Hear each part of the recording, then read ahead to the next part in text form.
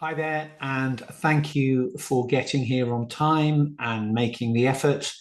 The theme of the webinar this evening is just to answer any questions you might have if you marginally failed SBL next time, or maybe you passed another paper and you're thinking of when should I take SBL? Should I take it maybe in September or should I take it in December? So ask me any questions you want. I've had a few sent to me in advance. And yeah, let's get started. So a little bit about me, if you've not met me before, I've been doing this a long time, talking to SBL students for over 25 years. That doesn't mean I'm any good, but I have been awarded the PQ Lecturer of the Year. I work with the ACCA as their ACCA SBL specialist and have done so for over 20 years as well. And I run ACCA Platinum approved courses. And the reason I say that is when working for the ACCA and sometimes helping maybe a country to improve their pass rate on SBL, I talk to students about how they prepare and maybe why they didn't do well in their exam. And unfortunately, a lot of them don't use ACCA approved resources. Yeah, there are an awful lot of experts online who aren't approved. So be very, very careful of paying for or even reading any information that isn't approved by the ACCA. You can go onto their website or you can email the ACCA and ask, is this tuition provider approved? The highest level of approval rating is the rating I have with my courses, which is platinum approved. Yeah. If you can't afford a course, go and have a look at all the great resources on the ACCA Study Hub. I also have a YouTube. I'll share details with it. But be very careful of the experts online. Their website might look good, but there's a lot of fake news on there. You have to be very careful.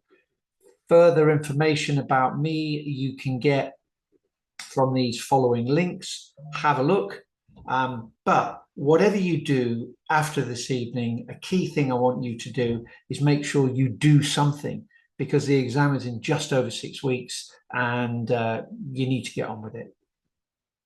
Okay, first thing I want to share with you about maybe retaking the exam is something you can maybe self-reflect on, and that will be the characteristics of what successful students look like in my experience. I've probably dealt with or helped over 10,000 people pass. Been doing it a while, so that's why so many. But I can pretty much tell students who are going to pass the exam. Students who I know are going to pass are very personally motivated. They have a clear reason why they are doing the exam. Do you have a reason? They also have a very good organization skills. They have a timetable of living. They have a diary. They know what they're doing every day and every hour. And that's not just studying, it's time with friends, working. So I want you to self-reflect on how organized are you? If you're organized, it makes you do things. When you do things regularly, they become a routine. Think of training for a marathon the first time you start it. Oh, it's really hard. But once you just do it every day, it becomes a habit, and habits require no willpower. The other thing that helps you is where you do your study. It's good to do it in the same place every day because that says study time. Move out to a different environment where you relax. That says no study time. So important to think about that. So you're motivated, you're organized, or are you? But just check you are. And what resources are you using? Like I just said, please be careful of all these false prophets on Facebook and wherever. ACCA approves the best courses. Check it out with the ACCA. Don't just go because a friend recommended it. If I'm booking a hotel, I go and read, Google hotel reviews and find out which is the best one. I don't go because someone on Facebook says, oh, this is a really good hotel, because it's probably the hotel saying that. Okay, so yeah, if you're giving up your time to study, make sure the resources you use are proper ACCA approved ones. Look on the study hub, look at past exam questions, and make sure you practice on the CBE platform. Remember that SBL is not a technical exam. You can't learn it. It is something that you need to be able to understand and apply in the context of the actual exam. Really important that you do that. Okay. So the other thing, if you're taking ACCA for the first time, or maybe you took the wrong approach last time, is to think about how ACCA SBL is very different to other exams. And the key difference is the rationale behind it. The rationale behind it is you're using technical knowledge in the context of being a strategic leader. Yeah. It's about how you behave in the workplace. Always think, what would I do at work? And you also need to demonstrate professionalism, for which you will get 20% of your marks. So you need to, as you would in the workplace, not take things at face value. Be skeptical. You need to have good communication skills, good analysis skills, good evaluation skills. Yeah, these are all things we need to demonstrate because these are key skills in the workplace. Why do people fail SBL if you failed it last time? Oh, I've got a question. Just let me have a look. Okay, question I've got is, I've taken this exam 2 times before. The first time I got 42 and the second time I got 45. I don't know what I'm doing wrong. Well, I can't say for certain, but what I can say, having been involved with, the ACCA education team and for many years and marking and all the rest of it, is that if you get over 45 in your paper, but not over 50, the examining team will really take a good look at your paper and will really want you to try and pass. So they'll look and see, can we pass this particular candidate? And if you don't get a pass, it's normally because there's not enough for the examining team to give you marks for. That arises from 2 reasons. First reason is you don't manage your time correctly. And as a result, you don't write enough. So say you only write 2 of the 3 papers. So you only write 67% of the marks. You get 50 out of 67 to get a basic pass. That's really tough. As a percentage, 50 out of 67 is very high. It's like 80 odd percent. So that would be the first reason. You don't give yourself the opportunity to answer all the questions. And the second reason is you sometimes misread a question completely. You think you know what the question is saying when it's not saying that, because you don't carefully think about what the question's asking. And then, your answer is completely wrong. So poor timing is bad. Other things that people don't do is their answer doesn't reflect the marks and their layout doesn't reflect the marks and doesn't help the markers. So the best way to overcome this is to do mock exams, to do homework and get someone to mark them for you and to get feedback. So on my Platinum course, students do 8 homework questions. They don't just get it ticked, they get lots of feedback on where you are doing well, where you need to improve. And then we do 3 full mocks on the CBE platform. Yeah, and in those mocks, we give lots of comments on where students are doing well and where, and these people who are marking them are actual ACCA SBL markers. So you're really getting absolutely the same kind of experience as you would in a real exam. So think about your timing, think about your layout, think about your mark focus, and to understand all of that, you need to be regularly practicing and getting feedback. So a couple of points on timing. There's 2 ways people look at timing. The first one I would stress is you must have a budget. How do we create a budget? Well, the exam, if you think about it, how long is your exam? Well, your exam is 3 hours, 15 minutes. If we say we take about 30 minutes reading and planning, if we divide what's left after the 30 minutes reading and planning by 100, you could say you've got about 1.6 minutes a mark. I would maybe suggest a better way of doing that is don't divide by 100, but divide by 80. Yeah, because the 20 professional skills marks take no time to get. So they don't take any extra time. So the mark acquisition is with the technical marks, of which there are 80. So divide 160 by 80, and you have about a nice, easy 2 minutes a mark. So that will be my recommendation. And then you run your exam like a project management exercise. Yep. You also need to think about how we deal with a scenario. It is long. There's pre-scene. You should have fully conversant with the pre-scene. I do a full mock link to the pre-scene, and I do a webinar on the pre-scene. You break it down into more manageable, digestible chunks. You label them so you've got reference points. You highlight them, become familiar with the functionality of the CBE platform. And then I'm trying to think, what's the story telling me here?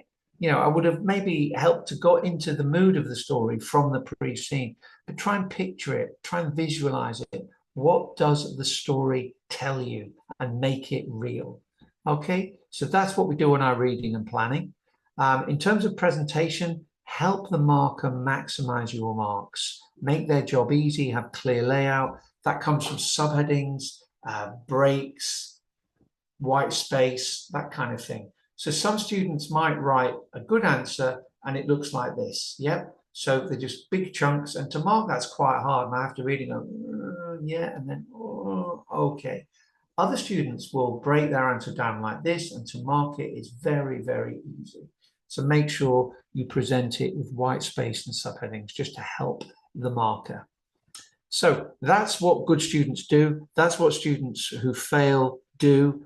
What you want to do is think about how you prepared in June. What did you do before the exam? If it didn't go your way, you need to do something different. You need to make some changes so that you're successful next time.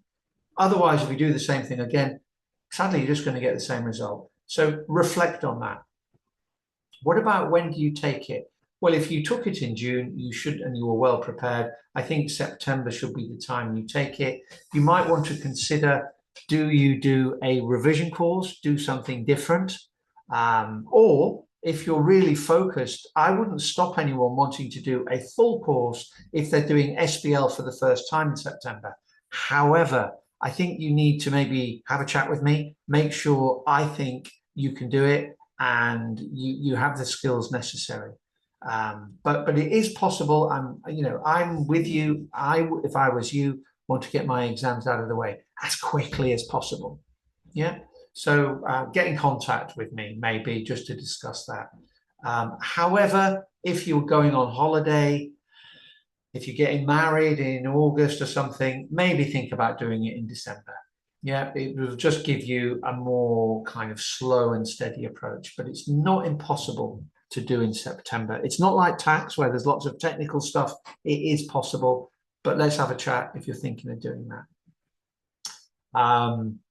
So remind yourself when reflecting, how motivated are you? Have you decided why you want to do the exam? How organized are you? Where did you study? You think about that. And also, were you using an approach that the ACCA gave approval to? They're all key, because with the right approach and the right focus and the right help, to be honest, you definitely pass this exam. This exam should not be a barrier to you qualifying as an accountant and doubling or tripling your salary in the next 2 to 5 years. Yeah. I've got another question. What does my revision course look like? Can I come back to you on that one? I'll come back and I'll give you a summary of what a revision course looks like. But in terms of, believing in yourself, only 50% of people pass. Hey, if you didn't pass, dust yourself down. I know it's not very nice failing, but you'll learn from it. Yeah, you'll learn from it. I put a post from Michael Johnson up. Look at that. That's why he's so good, because he's failed so many times. Yeah. So do a mock to time, get it marked, at least one. I do 3 with my students and 8 sets of homework. That's why they pass. Yeah, because they make all their mistakes before the exam rather than in the exam. So make sure you do that. And also make sure you take action today, as the exam is only 6 weeks away if you're doing it in September. If you want to do it in December at a more slow and steady pace, absolutely fine, but still important to take advantage of all the time that you have. If you want to do it in September, you really need to get moving. It's doable, and you could have it all finished 3 months earlier. But as I say, talk to me about that. If you want to talk to me, just to remind you, these are my contact details. let me just give me a second. I'll just pull up something on what a mock looks like. So just bear with me. Okay. So what does a mock course look like? Well, a revision course look like. I do a mock course, but the question was what is a revision course? So maybe I'll explain about a mock as well. On my revision course, I use past exam questions. Yeah, I create videos summarizing the key knowledge areas. I use mind maps, but then I do lots of debrief answers to questions, and then write a realistic answer to those questions. Because the ACCA questions, if you read the small print, are not meant to be reflective of what a student does, but they are tutorial in nature. So I'll show that you could go down that way, but if you did this and went that way, that would be fine. If you went that way, that would also be fine. So someone who's doing tax where it's always, correct or wrong, which one is it? It can be all three. If you look at marking schemes for SBL, credit is given for any reasonable approach, in the context. So that's really, really useful. You're getting debrief videos to questions, looking where you're doing, well, and where you need to improve. What else? Well, if you've got any questions on anything, so below this is recorded, you can contact me whenever you want, just like putting your hand up in the classroom. But instead of putting your hand up in the classroom, you use your mobile phone and you get in contact with me right up until the day of the exam on WhatsApp. I'll be using Examiner Insights. I've written some of the webinars for the ACCA on Examiner Insights, so you can find those on the ACCA YouTube channel. You will get 4 sets of homework questions that will be marked, not just marked with comments. You'll get 2 mocks, which I'll ask you to do on the CBE platform. Really important that you do things on the CBE platform, because that's where the exam is done. It's not done on Word or Excel. That's easy and smooth. It's not that easy using the CBE platform. That's what your exam is on. So that's why I go through the pain of putting things on the CBE platform. And if you're doing mocks anywhere else, that's not how you will do them in the exam. So do them on the CBE platform is my advice. And I get them marked by real markers. Okay. So that's important. And then finally, remind you that the final mock uses the actual pre-C. So for December, there's a typo there, I should say December 24. For December 24, it uses the December 24, but if you're doing it in September 23, it will be using, if you're using September 24, you'll get the pre-C for September 24. As soon as it comes out, I write the mock. If you're doing a December 24, the mock will reflect that. Okay. So that's the mock. That's the mock for those who asked a question. So I hope you have found that helpful. If you have any further questions, just WhatsApp me and I'll get right back to you. Okay. Thank you for listening. Thank you for making the time, and all the very best. And if you need any help making a decision, get in contact. Okay. Thanks very much.